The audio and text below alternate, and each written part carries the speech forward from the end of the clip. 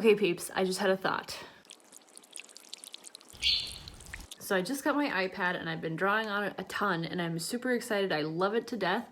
But one of the things that I love doing is photo manipulation or photobashing or compositing, whatever you refer to it as. And I was thinking to myself, I wonder if you can do this on Procreate. So I'm gonna try it. Now, I didn't even check to see if anybody else has done this, just because I'm one of those people where I kind of like to research everything and make sure it's fail-proof before I even try it. And I kind of feel like that ruins the whole first-timer experience. So for this, I am going in completely unawares of what I'm getting myself into, and I'm bringing you along. So now I know that most of you are usually here because of my watercolor stuff. So bear with me. Please don't unsubscribe just because I'm not doing watercolors. Honestly though, if you are a traditional artist, you should seriously consider trying digital art. It's fun and you should try something new. All right? If you're new here, please hit that subscribe button. I am a traditional and digital artist and I can't make up my mind what I like to do the most. So we just do a little bit of everything. Okay, well, let's try this. Okay, so I have some photos that I have picked out. So I've got this plant and I've got this little lion cub and I have this kind of riverbed scene. So I kind of want to make probably more of a nighttime scene out of this one, and like I'm excited to see what I can do with it. The thing that I'm afraid of right off the bat is that I'm not going to have enough layers. I know with the iPad Pro this isn't as much of an issue. I don't know if it'll even tell me how many layers I can have with this size. Okay, so I have 33 layers that I can work with. I think I can stay within those limits, but I've in the past had some pieces that were like 75 to 100 layers. So let's see how this goes. So I think my first plan of action is I'm just going to roughly cut out the pieces and just kind of see where everything sits. So let's see how this goes.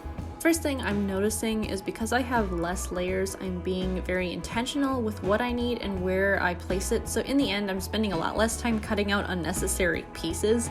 So when I come to Photoshop, I usually end up using the pen tool for smooth objects, polygonal lasso for more quick work, and just a plain eraser for more fuzzy edges and hair. But I'm finding that the Apple Pencil is so easy to control that I don't need anything else. It worked for pretty much everything. So I'm liking where this is going. I think I'm okay with kind of the perspective. Now I know that all of this is not really in proportion to the lion. It all seems a little like it should be bigger sort of thing because the lion's really close. But because I'm making this into more of a nighttime scene, that's not going to be as much of a big deal. I might get some like hints of the outlines of these trees, but then those I think I can kind of pull those off as more of like young trees kind of thing in the background. So then I think I'm gonna just finish cutting these out a little bit better, place them, and see if I can get the lighting to look kind of cohesive, because then I'm also gonna want to almost make it look more moonlit sort of thing. So you got this really nice like rim light coming off of the lion or something like that. I don't know what I'm doing. I'm just playing around. The nice part is that the lion is very evenly lit, so it'll be a lot easier to manipulate just kind of where the shadows and light falls. So let's see what happens. As I get into more of the refining of edges, I'm going to give you guys a little tip. I'm using a fuzzy round brush for a lot of this. That is the #1 mistake I see with photoshopped images, is that the edges are way too crisp and way too sharp. Objects tend to have a fuzzy edge around them, but I also see quite a bit where the subject is supposed to be in focus and have that sharp edge, but they have a super fuzzy edge. General rule of thumb is to look at the existing edge. So the lion has a lot of hairs and those hairs aren't in focus, and especially the back leg is not going to be in focus and it's going to be darkened. So I'm leaving more of a fuzzy edge, while the plants have a more smooth edge. So I'm taking those edges to be a bit more crisp, but not 100%. I'm even leaving some of the background towards the ground because you're never going to make it more natural than the original subject with the original surface it's on. So since there's some greenery in there already, I'm just going to leave it and I'll blend it together when I paint in some of the details over top. This plant right here, I got so frustrated with this. I thought I could just hit automatic selection and it would select out all the white. I don't know why it wasn't working that, and I was desperately wishing for Photoshop where I could just tap the white and it would pick out every bit of white in the whole picture, but I had to go through and select each little piece. Now, if someone knows of a different way to do this, please tell me, because it was not the easiest thing for me to find. However, I do have to say that I did think that this was going to be a lot harder, like this far into the piece, so I have been pleasantly surprised. But we'll see going forward, because now this is where I think I'm going to have more trouble trying to get everything to just mesh together and blend together.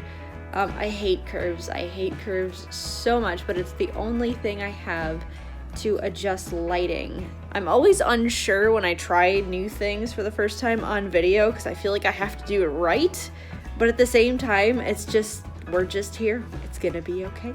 If this doesn't turn out good, it's okay. Pep talk. I'm gonna stop thinking and just do it. I'm overthinking now. Overthinking is one of my biggest problems. So I'm pretty comfortable with how the color balance feature works in Photoshop, so switching over to Procreate was pretty easy, so I can just adjust the highlights, midtones, and shadows separately.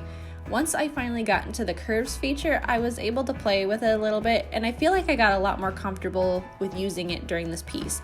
And the fact that you can control the red, green, and blue separately is very nice.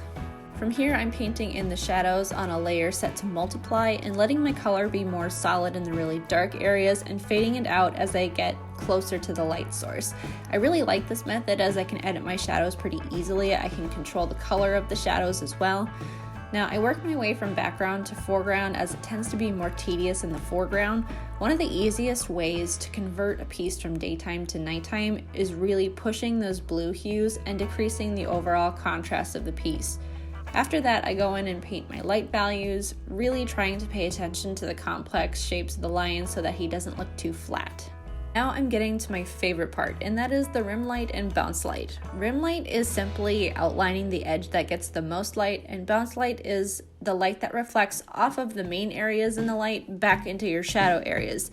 So that's why it looks like I'm doing a little bit of rim lighting in the shadowed areas. It's a really fun technique, and I feel like these little details just level up your artwork. So one more thing that I do have to complain about is the taper of the brush. I feel like I just can't get a brush with a decent taper, which is crucial when you're painting in hair or fur. So I just kept switching around and trying different brushes, but in the end, I did just kind of have to settle.